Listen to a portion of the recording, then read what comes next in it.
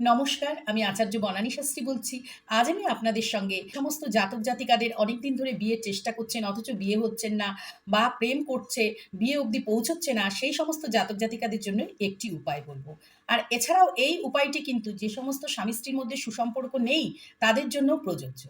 আপনারা নিশ্চয়ই সকলেই জানেন যে দক্ষিণ-পশ্চিম দিকটি হলো ভালোবাসার দিক, রোমান্সের দিক, এমনকি স্বামী-স্ত্রীর দিক। স্বামী-স্ত্রী শোবার ঘর সবসময় আমরা বলে থাকি দক্ষিণ-পশ্চিম দিকে করার জন্য।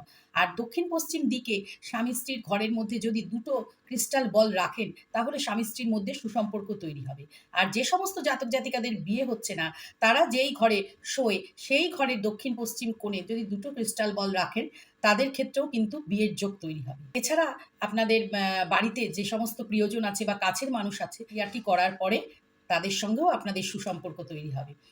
কাজেই আপনারা এই ক্রিয়াটি করুন, দেখবেন শুভ ফল লাভ করছেন।